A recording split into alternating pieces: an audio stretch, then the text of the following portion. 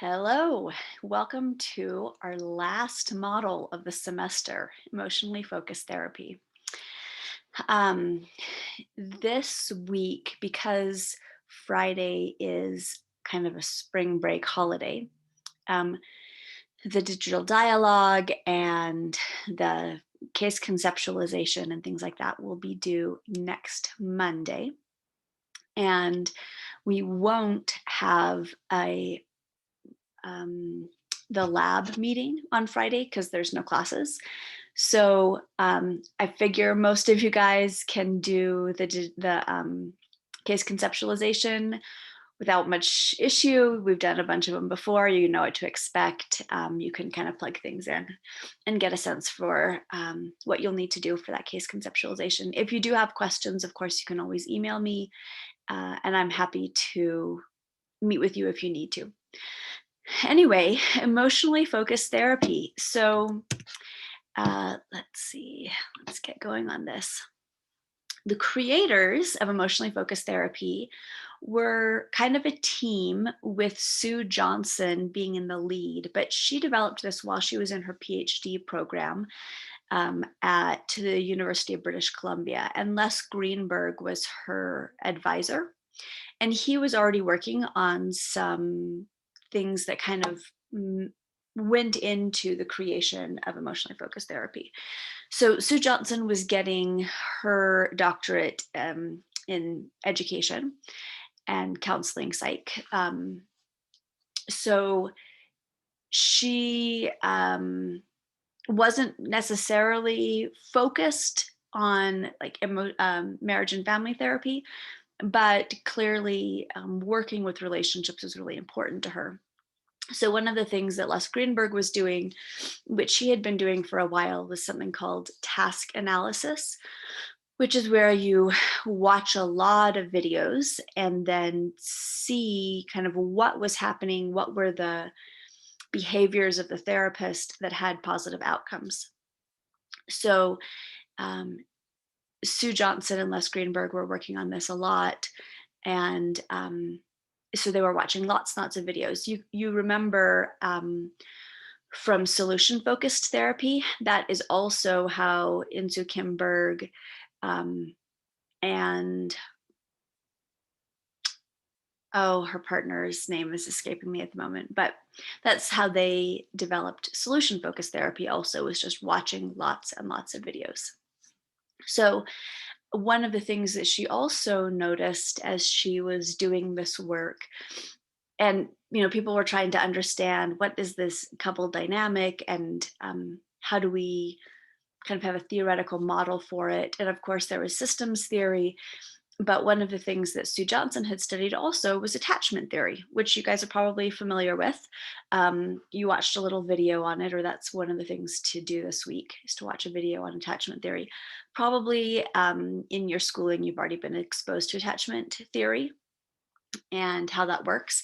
Anyway, she realized that what she was seeing in these couples was kind of the same thing that she was aware of in parent-child relationships, where the child looked to the parent as an attachment figure, and so needed that sense of safety and security in the relationship, needed to know that their attachment figure was available and responsive and engaged with them.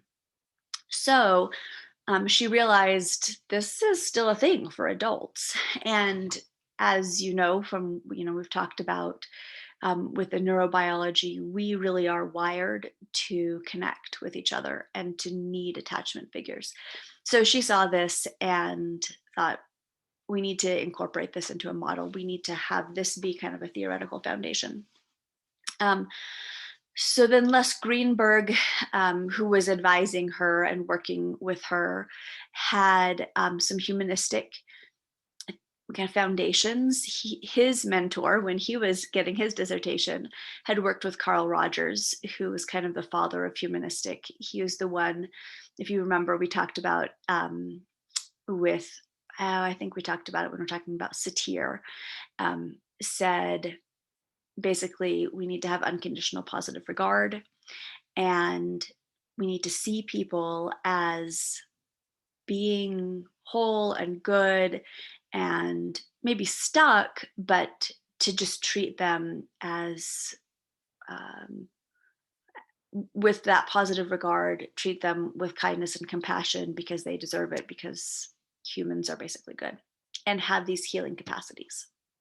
Um, then, of course, like I said, he had been doing task analysis. He also was there at Mental Research Institute. We've got a lot of people who come out of Mental Research Institute. That was a pretty foundational institution in a lot of these marriage and family therapy models.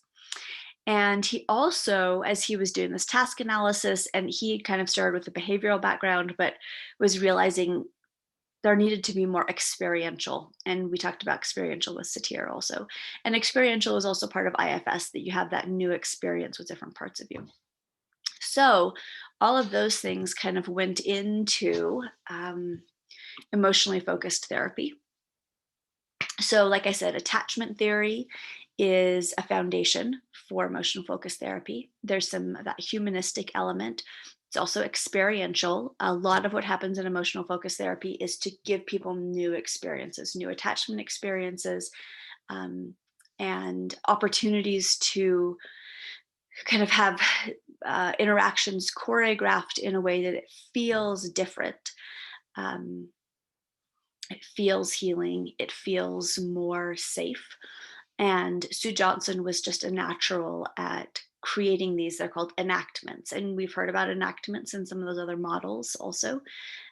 Enactments in emotionally focused therapy are a little bit more prescribed, instead of just saying, hey, could you kind of enact for me what that conversation was like? Sue Johnson would talk to somebody, kind of deepen some of the emotions, get to what's underneath. We'll talk more about this in a minute. And then have the person enact in a more vulnerable way so that they could have these kind of healing experiences. Emotionally focused therapy is also very process focused. It's the first and only model that we're studying this semester that is actually manualized, which means there is a manual that says, in the first session, do this, in the second session, do this, in the third session, do this. And like, here are the specific things that you need to be using. And of course, like in any therapy, you might kind of take some steps forward and then have to circle back and go forward and circle back. But it is actually manualized. And there's been a lot of research about its effectiveness. So that's kind of a good thing for it. It's also, because it has that manualized like 12-step process, it is considered a short-term therapy. So kind of like solution focused and narrative therapy, one of the goals is to not take forever to do this, but to get change happening quickly. And then also we're back to a more relational focus, because this is about attachment theory, and attachment theory is a major foundation. There's not a lot of internal processing in the same way that there was maybe with neurobiology or with internal family systems. So definitely there will be deepening of emotional experiences, but probably considerably less like processing what happened in past relationships. It's a very present focused therapy. Um, and of course, there is some wiggle room there, but in general, the way that EFT is written and manualized, it is in the moment, having experiences in the moment, and those experiences are supposed to be healing and kind of restructuring the processes that the couple is experiencing, things that they get stuck in, patterns they get stuck in. The therapist is the process consultant, so the therapist can help the couple both through the process of the therapy, but also to see in the moment the processes that are happening, or the patterns or the cycles that are happening. So we're going to actually go over the steps of EFT a couple of times in this lecture, but just kind of to give a brief overview. The first stage, like we have in so many of the other models, is assessment. But part of that assessment is to clarify the problematic cycle. So we're actually going to be looking at what's going on between the people, between the couple. Usually, there is emotionally focused family therapy, and that's just a little bit different because instead of kind of two equals, which you should have in couples therapy, there's a kind of that hierarchy, and so in that case, the parent needs to be more responsible for hearing and validating, and the child is not so responsible for validating the parent's emotions because the child isn't responsible for the parent's emotions. But the other thing that needs to happen in that first stage is de-escalation. So if a couple comes in and they're just like highly antagonistic towards each other, or there's a whole lot of defensiveness, and like maybe one person just cannot stop saying all the reasons that they have to be mad at the other person, or there's this, we'll talk about it more, but kind of this demand withdrawal cycle, and you're seeing it in session. The first section or the first stage of therapy, you need to be able to de-escalate that, to kind of help things feel safer so that the couple is not in that constant, well, we talked about for neurobiology, fight or flight. Fight or flight is pretty much demand withdrawal. Of course, as we know, there's other parts of sympathetic nervous system responding, but that's mostly what we're looking at in emotionally focused therapy. So in order to do that, there is that alliance building. That's really important step in this stage. And to delineate the conflict issues. So like, what is it that triggers this kind of stuck pattern or stuck cycle? What are the things that bring that up? And then kind of mapping out that negative interaction cycle, what's going on underneath it. Accessing the unacknowledged feelings and attachment needs is a really important part of seeing what's behind the cycle, what's fueling the cycle, because it's the unacknowledged feelings and the attachment needs that aren't being met, that are making the relationship feel unsafe. And then when the relationship feels unsafe, people go into this physiological state of fight or flight, and they respond to each other in kind of unhealthy ways and stuck ways. And then as that cycle gets perpetuated again and again, the people start to feel less and less safe, and there's just this kind of chronic sense of like a lack of safety in the relationship. And so there's this kind of negative, oh, what is it called, it's like a negative bias. You just kind of interpret negative feedback override. That's what it is. You kind of interpret even neutral stimuli from the other person as being negative because your brain has just kind of um, assumed that you're going to be unsafe, and that whatever the other person says is going to be unsafe in some way. And then the last step of this stage is to kind of externalize. And we've talked about externalizing problems. So in this case, instead of the person is not the problem is the problem, it's the person is not the problem, the cycle or the negative interaction is the problem. So when the problem is reframed in terms of like, look, this isn't that the other person is the problem, it's that we have this cycle that we've created, and it's created because of these desires for connection and these underlying attachment needs that we have that aren't being met. Then the couple can maybe feel like they can work on it together because they both really want to feel connected and they want to feel safe. We talked about this at the very beginning of the course, that everybody has these needs to feel loved and to feel accepted and to be safe and trusted and acknowledged and things like that. And that's very much a part of emotionally focused therapy. So when those, like the kind of underlying fuel of this negative cycle can get reframed as it's just the other person reaching out for you, it's the other person saying, I don't feel safe and I want to feel safe, I want to feel connected, then that can also help de-escalate. It can help externalize that cycle, and then the couple can work together. So the next stage is the softening and re-engagement. So promoting identification with disowned needs and aspects of self. So often it's really hard for people to admit or acknowledge that they feel these kind of primary emotions of like hurt, sadness, fear. It's much more easy to acknowledge the anger and defensiveness and annoyance. I hear annoyed. I'm just annoyed all the time, so often. Anyway, so helping them kind of deepen into those primary emotions and the fears that underlie them, and then helping them be able to validate what's going on for their partner, and facilitating the expression of the unmet needs and wants, which is that enactment, being able to say, for example, um, it's really hard to talk to you about this because I'm afraid that if I tell you what's really going on, it will be used against me, or you will dismiss me, or you won't like me anymore. And so it's hard to talk about this. Something like that. And then the other person, that would be an enactment, and the other person would reflect that back. And of course, for an enactment to work, both people would need to be in that ventral vagal state, the calm, connecting state.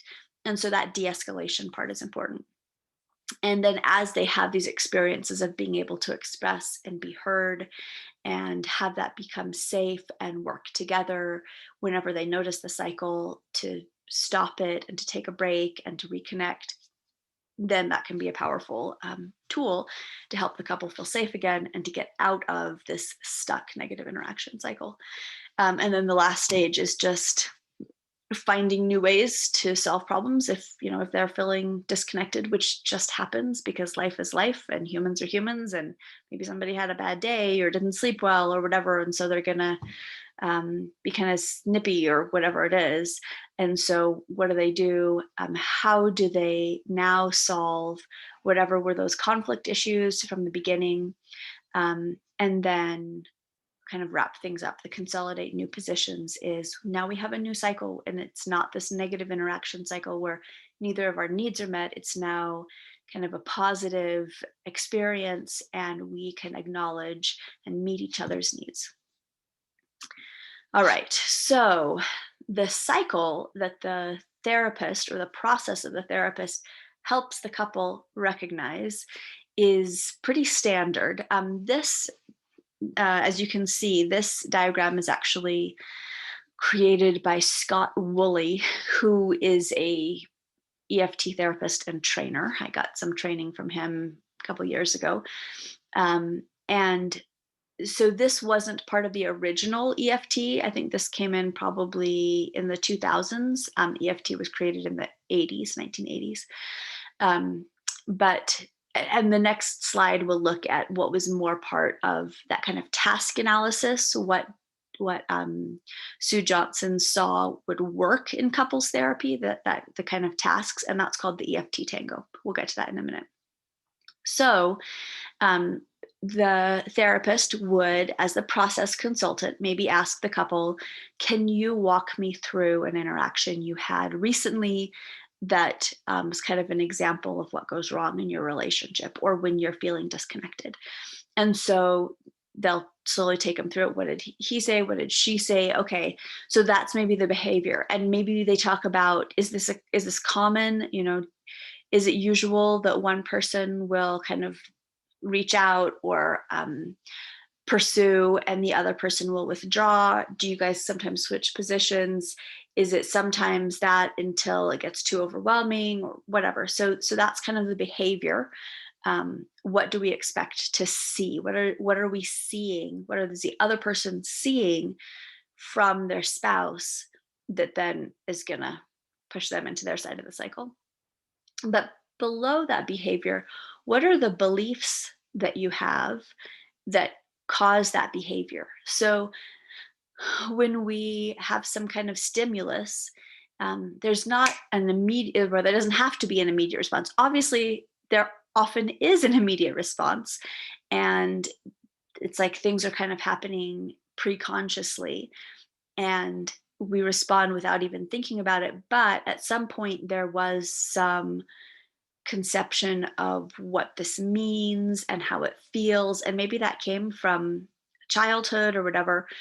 But understanding the kind of perceptions and the attributions behind the behavior is important. So those perceptions or attributions might be things like, um, he thinks I'm stupid, or I'm not capable in her eyes, or something like that. And so that then people get defensive about that. Then the secondary emotion would be the emotion that comes as a result of the primary emotion. So I'm just gonna, maybe we'll start at the bottom. Unmet attachment needs. So if you think of attachment needs as being connection, trust, validation, acknowledgement, feeling connected, feeling intimate, feeling loved, and if those are not met, then there's some pain and some hurt, some disconnection, some sadness, some fear. And so though that pain, disconnection, sadness, fear are the primary emotions. But as we remember from IFS, that would be like exiles. And of course, people don't tolerate exiles very well because they're just overwhelming. And so they'll quickly go into that kind of protective stance, which are secondary emotions. And that's often the anger or annoyance or frustration. I hear frustration a lot too. Um, and that frustration is like, I'm feeling frustrated because they don't think I'm capable. They don't think I'm good enough. That's dumb. And then they have that behavior. So the therapist, process consultant, is going to help them kind of deepen through this and understand what's going on. And then the key thing here is that, each couple or each of the partners in the couple can understand kind of their side of it, and the therapist can help them deepen their own experience and be able to get to all the way to those unmet attachment needs. But then as they go back up, the behavior is then what fuels or triggers the other person's sense of unmet attachment needs. So let's say we have kind of a typical demand withdrawal pattern where the wife is demanding and the husband is withdrawing. That's not always what happens. And sometimes people have like multiple styles. Um, or sometimes it's the husband that demands and the wife that withdraws, whatever. But we're just going to take a wife demanding. And so if the wife maybe says, would you please take out the trash? I've already asked you 3 times. The husband then hears that and feels like, I'm not trusted to take out the trash when I want to. The things that I have done aren't acknowledged. My wife doesn't think well of me.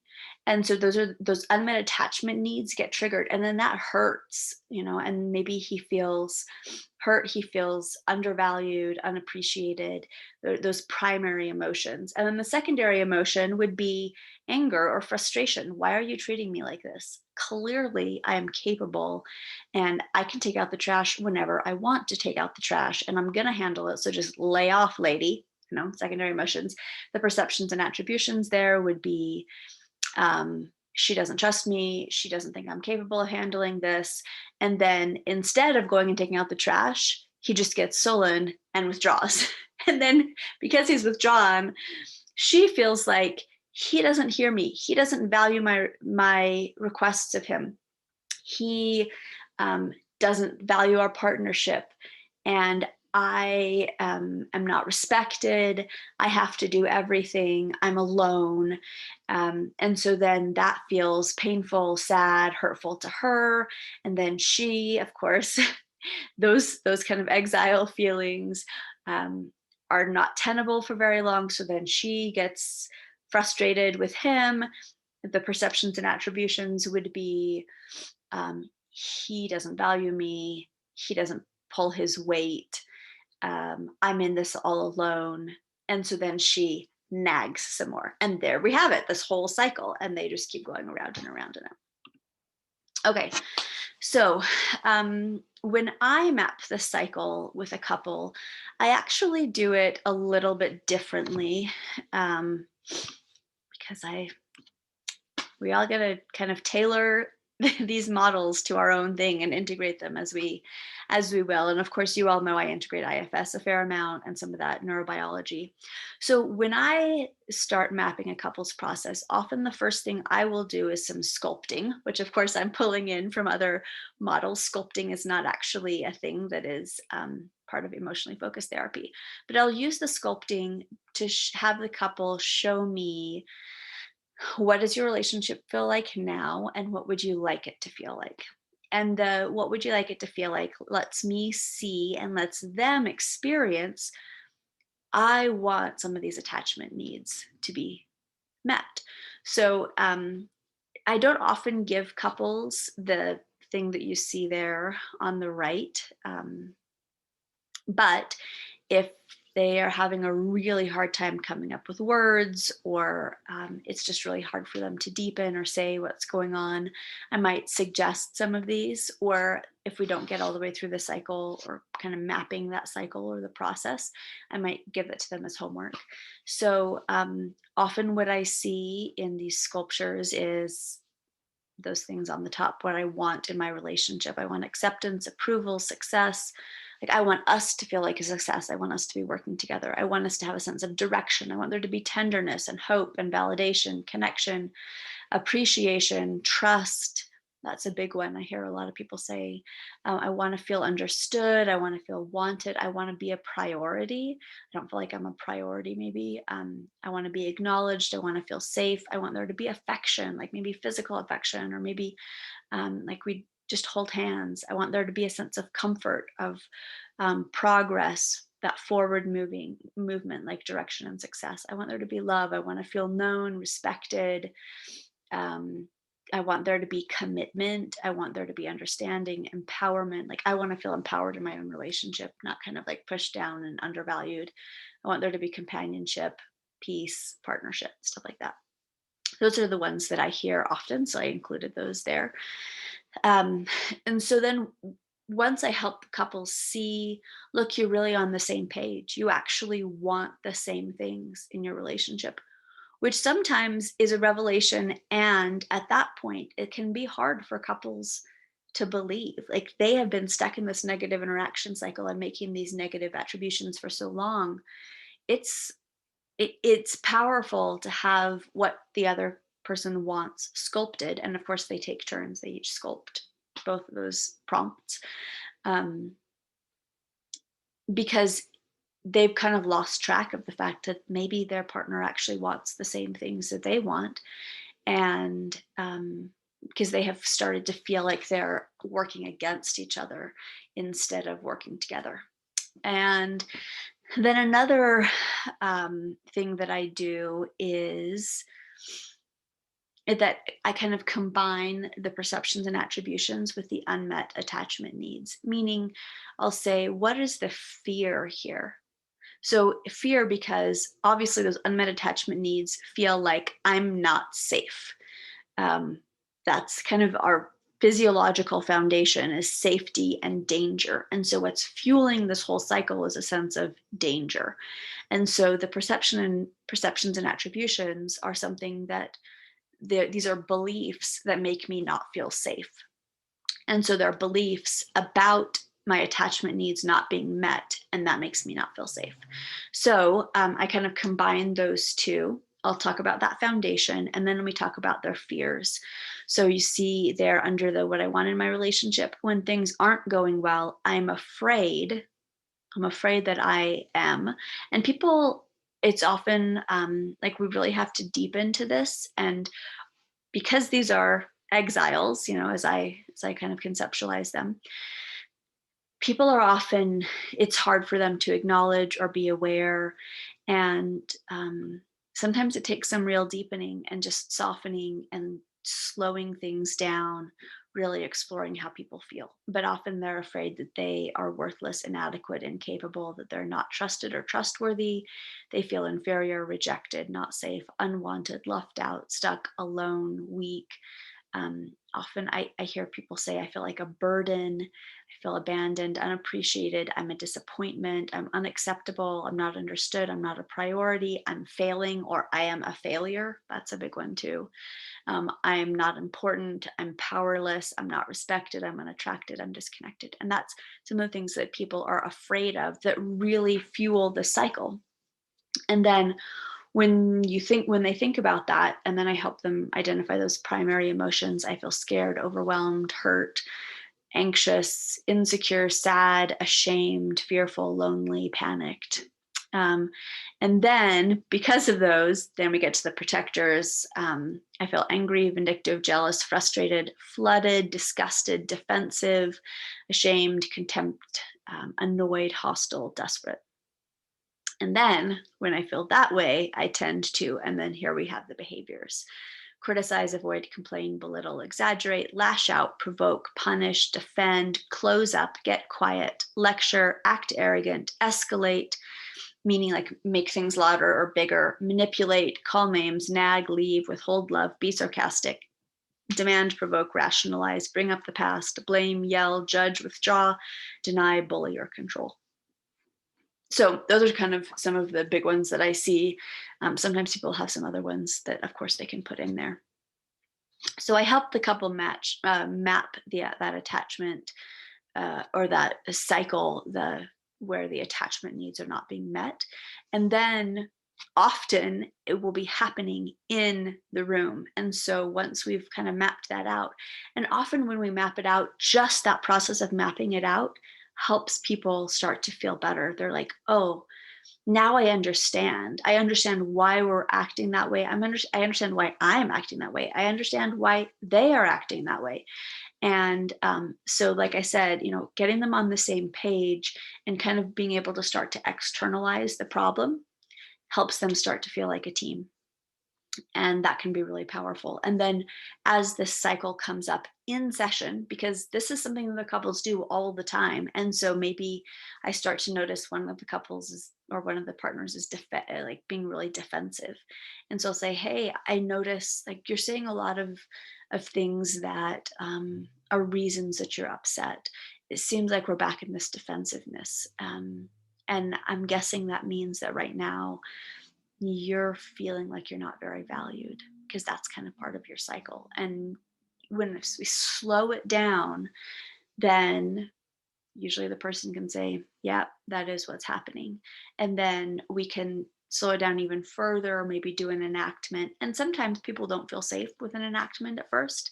I think I've mentioned this before with doing enactments where you can kind of do like meta. So maybe the person doesn't feel feel safe yet saying that I feel really hurt when this happens, or I feel like you don't value me. And that's really sad and scary because I want so much to be valued by you. Maybe that's too much. Maybe they are like, their protectors. That's how I conceptualize it. Their protectors are like, you're not admitting how much you need that person, because they will hold that against you, and they are not to be trusted, and they're scary. So then maybe we can do kind of a meta enactment where instead of saying, I feel so hurt and abandoned and I want to feel connected to you, and it's so hard and so painful, maybe they say, it's hard to tell you how I feel because I'm afraid that you won't believe me or you won't understand. I'm afraid you won't listen, and I want so much to be listened to. Um, Something like that. So we can kind of take it up a notch, till we get to a point where they can actually do that enactment. And of course, we don't do that unless the other person is also kind of in that safe state. If they're feeling attacked, or if somebody is starting to do an enactment and they just kind of twist the words a little bit so that it becomes more defensive, we've talked about that in a past lecture, then I'll pause it, talk about that, and go back. Okay, reflection question for you. When you think about what you want in your closest relationship, what is it? And you could maybe go back to look at that list that I gave, those things that we want in our attachment relationships. And then if you were to think back to a negative interaction with someone that you're close to, could you map your fears and unmet attachment needs, and basically your side of the cycle. What was going on for you underneath? What were your fears? What were those primary emotions, secondary emotions, um, the perceptions, and then behavior? How did you respond? And I won't make you say what was going on for the other person because you might not know. All right. Pardon me. So, interventions in EFT. The interventions, some of these interventions, and I think this was in the reading for your book, but those interventions are used some more particularly in different stages. The first one is that tracking and reflecting the emotional experience. And so that can be like maybe they're saying what happened, they're saying what, like a negative interaction that they had.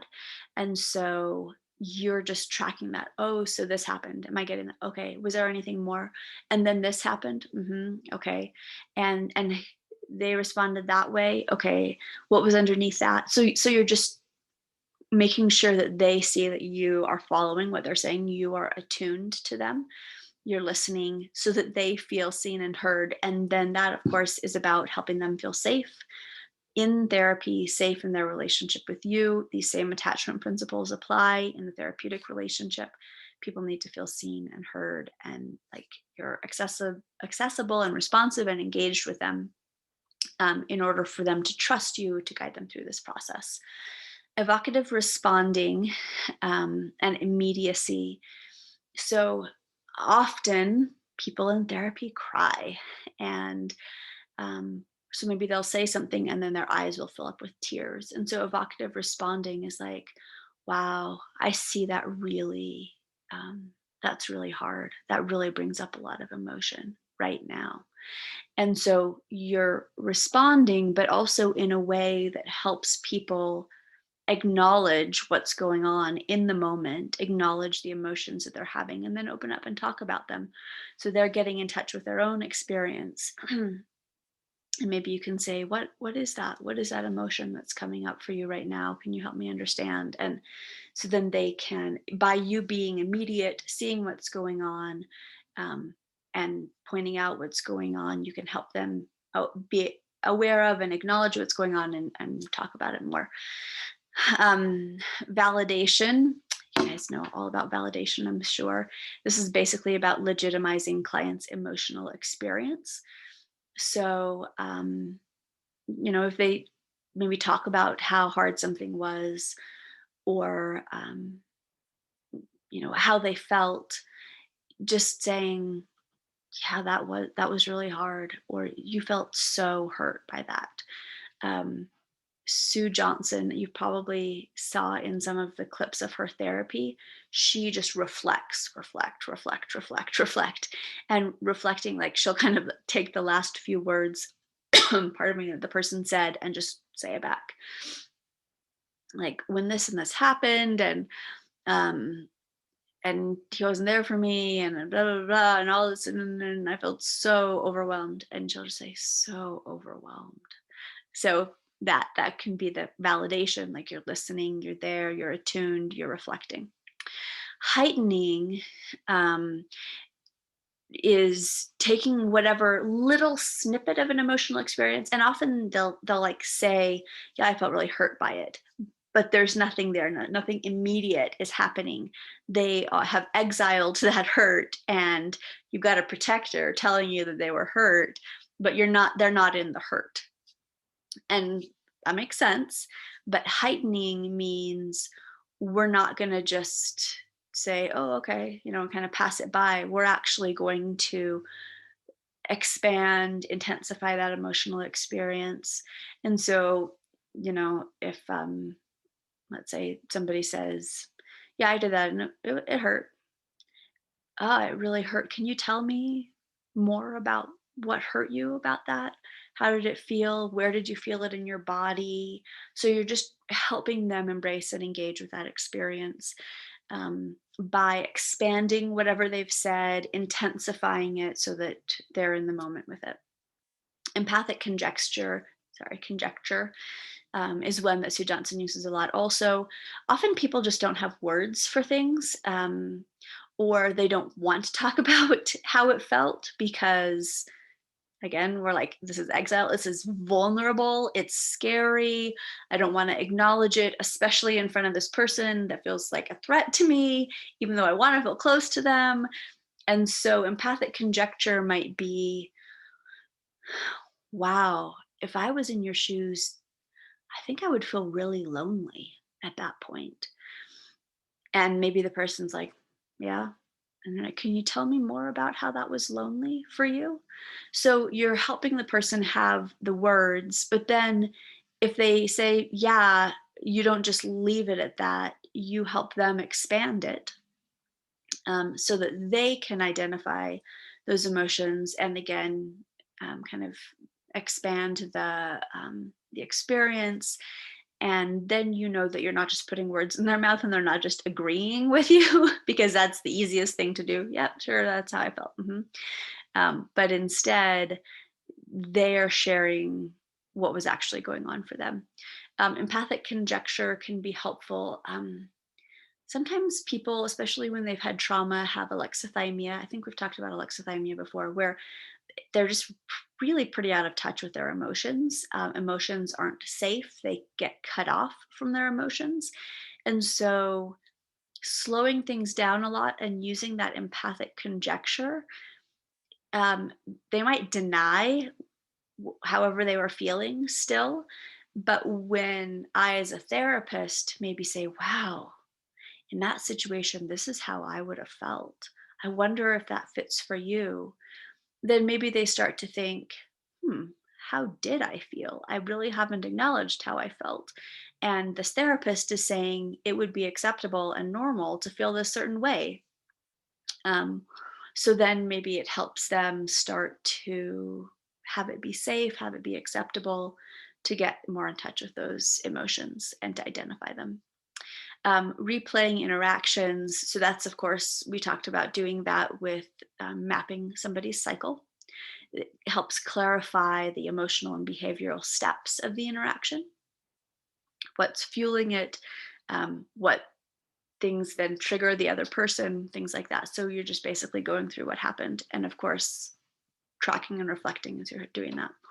Reframing, we've been introduced to reframing a bunch of times.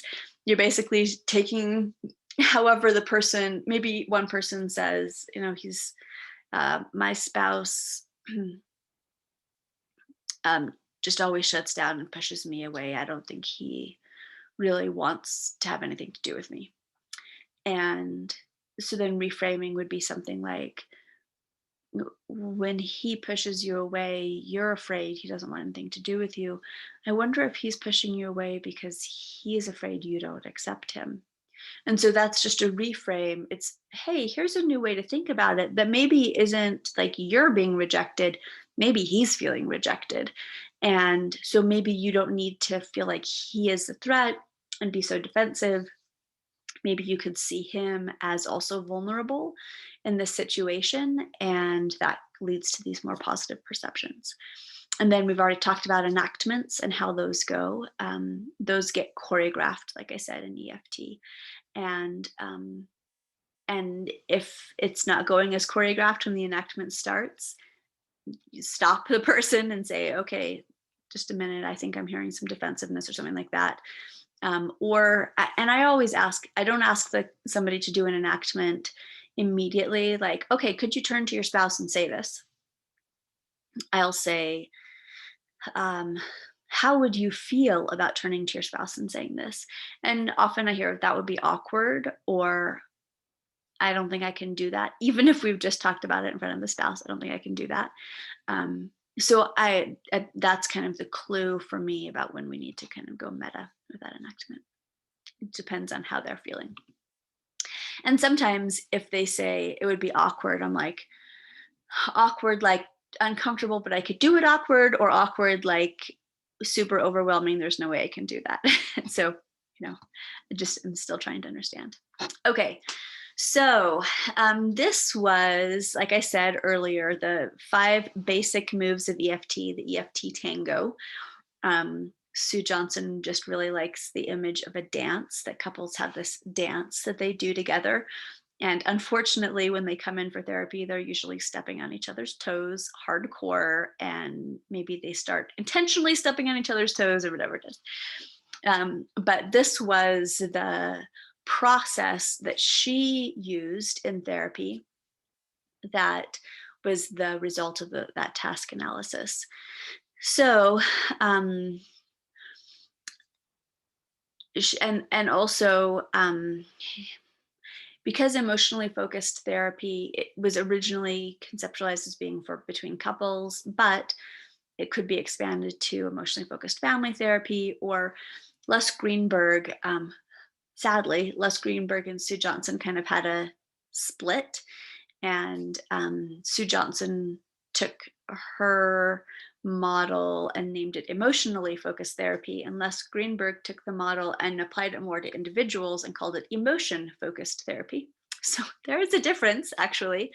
But these moves, which they kind of both identified together in that task analysis, as you see, can be like the therapist can help somebody go through these. These can be done with parts of self, an imaginary other, your partner in couples, different family members in family therapy. So these steps can be used in lots of different ways. So the first step is to, maybe you've mapped the process, or you're being immediate about the process in therapy. And so you're going to reflect, can I reflect something to you? I think I'm seeing this going on. I think I'm seeing you get defensive because it sounds like you felt hurt when your spouse responded in that way. Am I getting that right? So you're reflecting that present process, and you're kind of distilling it, putting it in terms of that negative interaction cycle. And then if they say, yeah, I think that is what's happening, then you deepen. Okay, so that was one of those cases where you were getting defensive because you felt hurt, or you were afraid that they don't think well of you. You're feeling like a failure. So again, we're deepening, we're getting to those emotions that maybe they hadn't been in touch with, those primary emotions and some of those fears, helping them conceptualize that. And then you're gonna, so that's step two. And then step three, you're gonna turn a new experience into new steps and signals to the partner to interact. Meaning, you're going to have the person say whatever they can say about what they just realized, those deeper, more vulnerable emotions, to say them to the partner. So um, when you turn away from me, I'm so afraid that I have disappointed you, and that I'm not good enough for you to want to connect to. And if they can be there and say that, that's great. So they turn to the partner and say that and have that experience, and then you prompt the partner to reflect, so that the first person feels seen and heard by the partner. And if the partner's having a hard time reflecting, you can slow that down too. Maybe something is happening to kind of defensively in the partner, but you'll kind of prompt the partner before the enactment. Here's what your job right now is: just to listen and to reflect back what you heard. Um, Often, if somebody says, I feel hurt by this, that then will kind of pull up a protective or defensive part if they're not feeling safe. And so they'll say, well, I didn't mean to hurt you, or you shouldn't feel hurt. I didn't mean to do it that way, something like that. So you're going to prompt them. That's not your job right now. You don't need to fix it. You're just going to reflect. So you do that process with the enactment. How it goes, when it goes well, then you explore each person's experience. How did it feel to be able to say that deep, vulnerable thing to your spouse and have it be heard and have him really understand? And usually people say it was really relieving, or I felt like for the first time I could be vulnerable in that way. I felt closer, something like that. And then you turn to the spouse. How did it feel for you to hear? And often people will say something like, I had no idea that was what was going on for them. or and of course this is like when they're both in the safe state. They can't do this very well if they're not in the safe state. But if they are in that safe state, I didn't know what was going on for them. I really appreciated that they were finally willing to tell me what was going on. One of the things I don't think we talked about yet is that in the process, the like 12 steps, and we'll get to this actually in the next slide, I guess. But the withdrawer gets re-engaged first. So the pursuer has been like reaching out. Maybe the pursuer has been like super sharing, like, I feel so hurt, I feel so angry, I feel so frustrated. But the withdrawer has not been saying anything about how they're feeling. They're just pulling away. And so you're going to have the withdrawer engage first. And usually the pursuer is so happy to understand what is going on. That's all they wanted to know. And so maybe they'll say, I feel so grateful that they trusted me enough to tell me this is what I've been wanting all along. I just want to know what's going on emotionally. So they have this corrective emotional experience because, of course, this is experiential and it feels good to both of them. And then you, as the process consultant, the therapist will say, wow, you guys just did this thing that had been so hard and that you worked on and wanted, that you haven't been able to have before, and you did it. Just like validating what they did, reflecting, being in the moment with them. And then you move on. Okay, now what's going on, or whatever it is. So that tango keeps going. All right. So, like I said, we're going to do this twice because these stages and steps are an important part. And this also, these stages and steps was part of the original emotionally focused therapy that was done in the 80s. So, and it looks like I've misspelled, it's not crate, it's create. So we've got the de-escalation of negative cycles is the first step. So that basically means we need the couple to not be in this constant sympathetic nervous system, or even maybe dorsal vagal. We need them there to be some safety. They're de-escalating. They're calm. They're in that ventral vagal. So first is to make therapy safe. We're going to create an alliance. We're going to create an alliance with the therapist. The therapist is going to be accessible and responsive and engaged and reflecting and tracking and all of those things we talked about. And also listening to, what is the struggle? What is this couple wanting? What are they identifying as their goal that has brought them in? And that's an important part of alliance. Of an alliance is to have a goal alliance, meaning that the couple knows that the therapist is on the same page with them and that they're working towards the same thing. Having those goals stated and knowing this is what we're working towards can be really helpful. Okay, and then going to be identifying that negative cycle. So since the last time we talked about this, we went through that negative cycle and how to identify it, how to talk through it, deepen, slow it down, maybe use a worksheet or something like that, go through a specific interaction that shows the cycle. And then as you're tracking that interaction and slowing it down, helping them be clear about what's going on underneath in terms of emotion and attachment needs. Accessing those unacknowledged emotions and positions like the exiles. That's an important part of this negative cycle because that kind of fuels the negative cycle. And then we're going to reframe the problem in terms of attachment, meaning this is about you guys wanting to feel safe and close and trusted and accepted and not feeling that way. And that's really scary. And so it fuels this attachment. And so that helps the couple be on the same page. They can now work as a team because that cycle is externalized. It's not about the other person being the problem. It's about the cycle being the problem. And the fact that they're not feeling close, that instead they're feeling scared with each other and they want to feel closer. And so they can become a partnership. Then you're going to work in stage 2 on changing the interactional patterns and creating engagement, these corrective emotional experiences. So Promoting identification of disowned attachment needs, meaning the person being able to say, I feel so scared that you don't trust me, or I'm scared that I'm not a priority to you, or you don't value me, or you don't acknowledge me. And when they can own those attachment needs and reflect those attachment needs, that again helps the other person see them and accept their partner's experience, because now it's not about you are scary and attacking, it's about you want me, you want to feel close to me. And so that's much more easy to accept the other person's experience when it's like a positive thing and it means something good about you. You know, I am wanted, I am needed, um I'm important to this person, and our relationship is important to this person.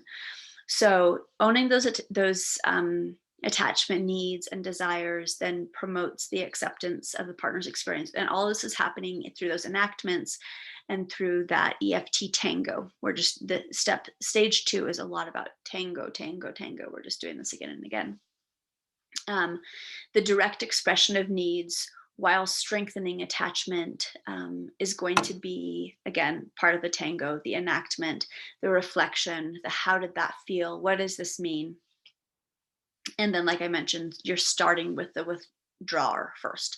You want to pull the withdrawer in. And that's because, like I said, the pursuer may already have been expressing a lot of their needs, or been expressing a lot of frustration, or like been kind of overloading the withdrawer, so that just the overload has meant you're not fulfilling my needs, you're a failure, even though that's not what the pursuer may have been intending to express. What they really want is to engage, but it felt overwhelming for the withdrawer. So now we're turning the tables. The withdrawer is going to be able to express first. And when they engage, that invites the pursuer to engage without so much escalation. And then last, we're consolidating and integrating. We're finding new solutions to old problems. Once they're both safe, they're in ventral vagal, they feel connected, then it's like, oh, now we have cognitive, the frontal cortex, prefrontal cortex, and all of our cognitive functions, and we can see things in new ways. And that's so great. There's now new solutions to old problems that we can work on together. And then we're just going to be reflecting these new positions, practicing them, continuing to do those things that bring the attachment. Um, you don't have to wait until everything is perfect and it's been perfect for a long time to stop. Once they're on the right path and it feels like they've got the new cycle, the new abilities and solutions where they can connect with each other in place, and that they're practicing and being comfortable with them, you can let them go to do that. And then, of course, like I mentioned earlier, the steps, even though they're manualized, and it's like, here's the different sessions, session 1 through, actually they have session 1 through 12 usually. And so these steps are not, sometimes it'll take more than one session, but clients often move back and forth. Okay, so case conceptualization. I feel like we've kind of case conceptualized all along with what I've been talking about with these different examples. But we have here a couple, Deshawn and Candace. They've been married 12 years. We've got a 7-year-old boy and a 5-year-old girl. Deshawn's been out of work since the pandemic started. He did industrial carpet cleaning, and people just haven't been in offices. And so his company has not needed him. And so he hasn't been making money because he was making money hourly, didn't have a salary yet. Candace is a nurse, and so she was very needed when the pandemic came, and has been picking up extra shifts and trying to make up for the lack of Deshawn's income. But that's been super stressful. Also, having both of their kids out of school for a long period of time has meant there's a lot more going on at home. Candace had chosen to work nights so she could be present for the kids in the morning, before they were going to school, and then she would sleep while they were at school and then be there in the afternoon when they came home from school. But now she's not able to do that because of the shifts that she's taking. Sometimes she's day and sometimes she's night. But Deshawn did not have the same expectation of being with the kids. And so Candace has not been feeling like he has picked up everything she was doing.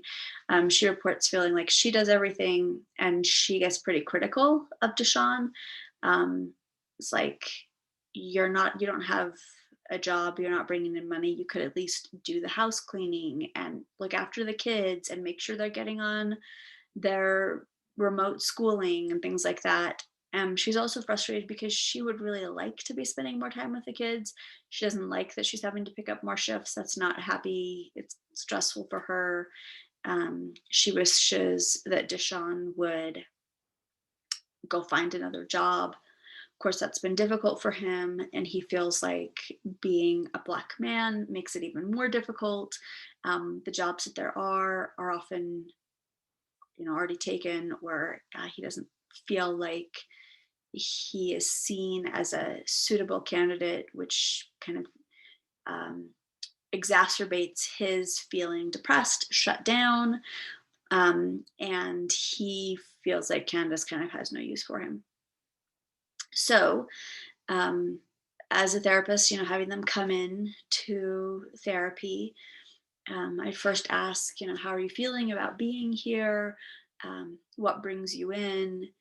And they would express these things like, I'm just so frustrated with him. And as you see in this, there's a lot of turning away from the picture. They're turning away from each other instead of feeling connected. They don't feel like a team in handling things. They kind of each feel like they're on their own. um, Candace feels like she's having to pull more weight than is fair. Deshawn feels like he's not respected or trusted or seen as valuable. And so I would ask them to walk me through a typical interaction.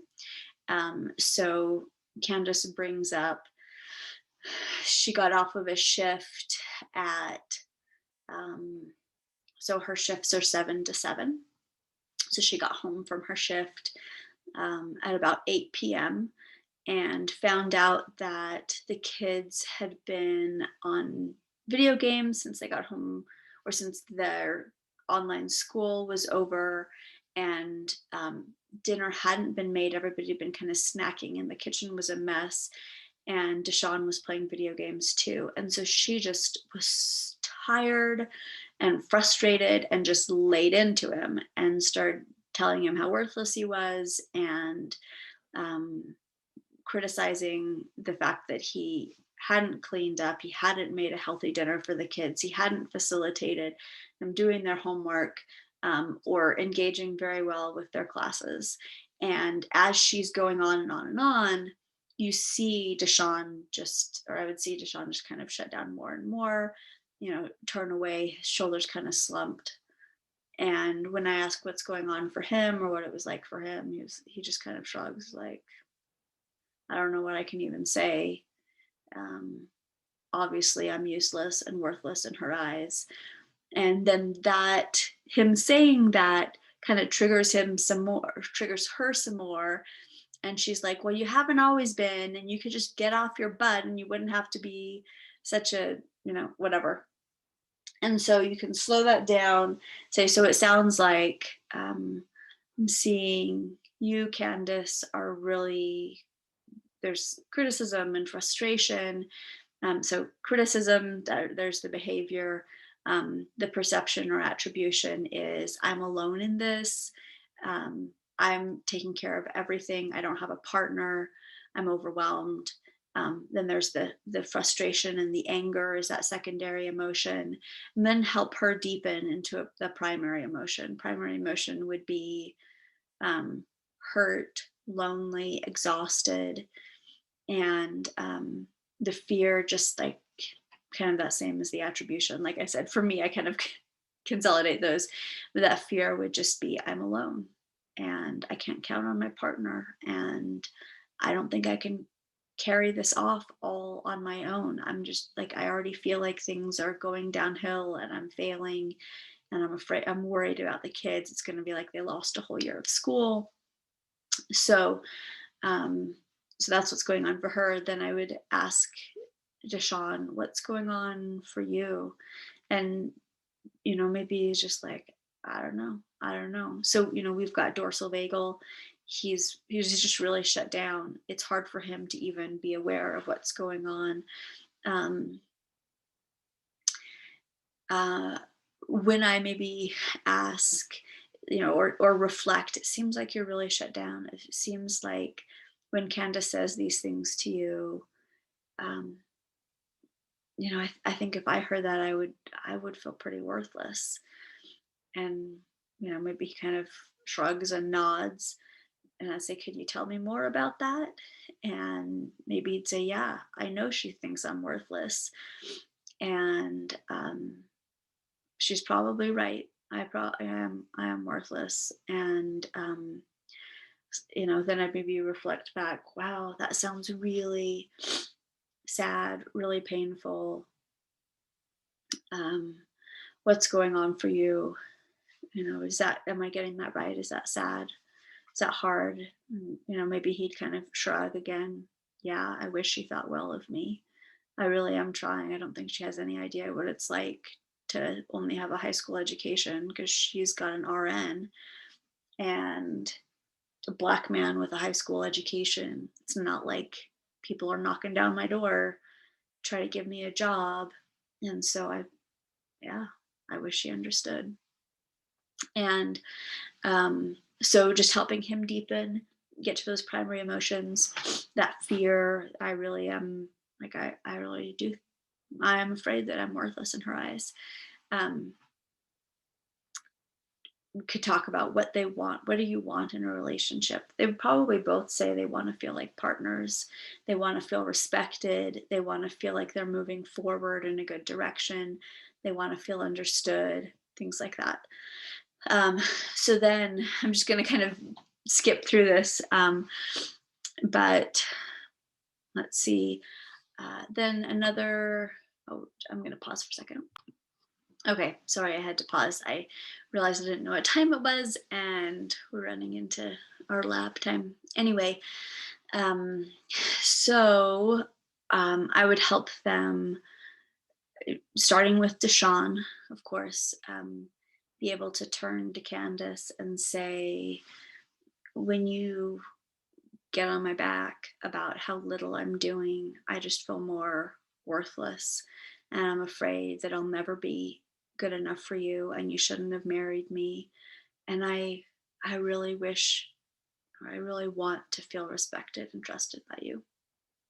And then I would have prompted Candace, and if she can feel calm and safe and we've de-escalated enough, she could just reflect back.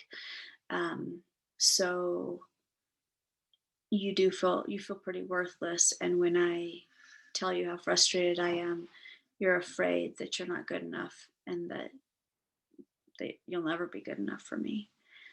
um, and then Deshaun can say yes, that she got it, or maybe there were some pieces she didn't get or whatever, so we do that.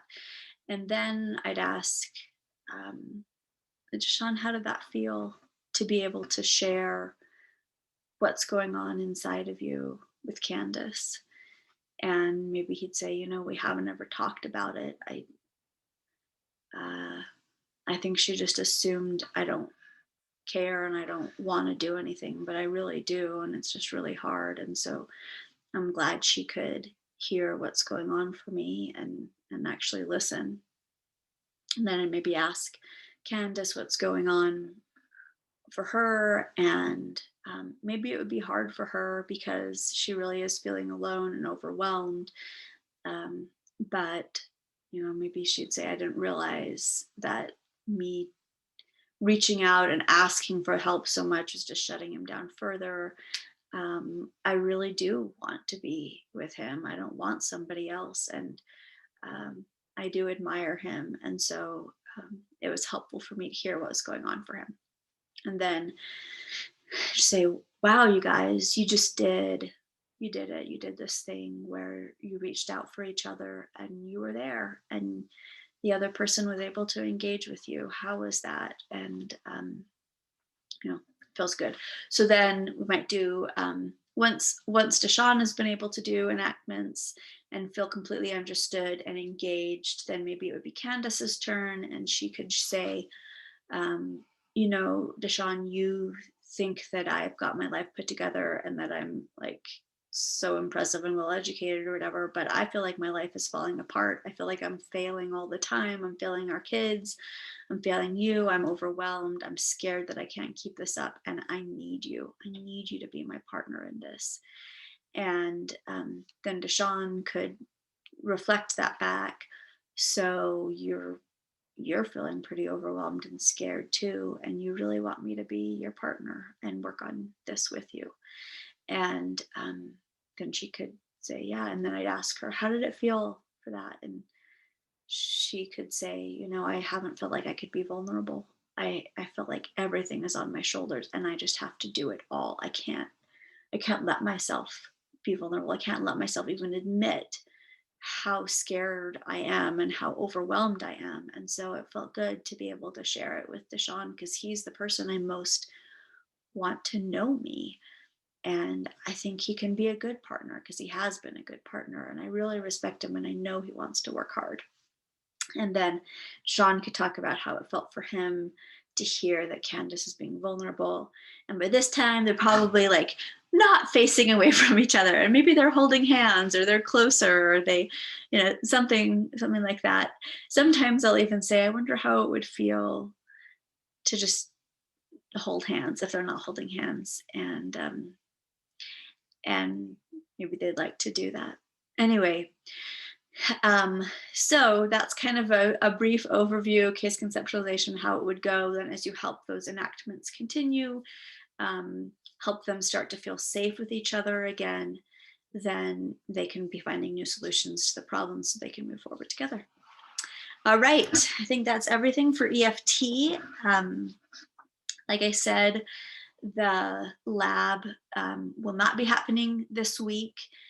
Friday is a day off, so if you have case conceptualization questions, you could email me. And I will look forward to seeing you next Friday. Next week, I think we are talking, I don't remember if next week we're doing more assessment things, or maybe we are doing the relationship education courses. So not therapy models, but relationship education. We're going to cover both of those in the next couple of weeks before the semester is over. So stay tuned for that, and I look forward to seeing you then.